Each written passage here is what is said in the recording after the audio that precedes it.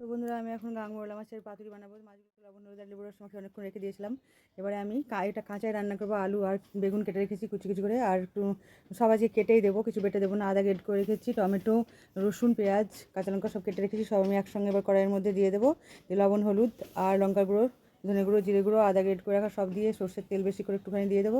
দিয়ে এটাকে মেখে নেবো একসঙ্গে। একসঙ্গে যে মিক্স করে নিচ্ছি, এবার এর উপরে মাছগুলোকে সাজিয়ে দেবো।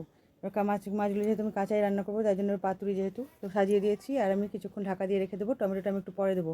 টমেটোটা আগে দিলে আলুগুলো সেদ্ধ হতে চায় না। এবার আমি কিছুক্ষণ হয়ে যাওয়ার পরে আমি ঢাকাটা খুলে আবার টমেটোটা দিয়ে দিলাম। এবার টমেটো দিয়ে আমি একটুখানি হালকা করে নেড়ে চেড়ে দিলাম, আবার ঢাকা দিয়ে দেবো কিছুক্ষণ। ঢাকা দিয়ে এবার ঢাকাটা খুলে দেবো। দেখুন, এই যে ঢাকা দিয়ে দিয়েছিলাম। আবার আমি ঢাকাটা খুলে আবার নেড়ে দিলাম। আবার আমি কিছুক্ষণ ঢাকা দিয়ে রেখে দেবো। আর এটাতে আমি জল দেবো না একদম। তো এই যে ঢাকা খুলে দেখুন আমার রান্নাটা হয়ে গেছে, কত সুন্দর হয়েছে পাতুরিটা।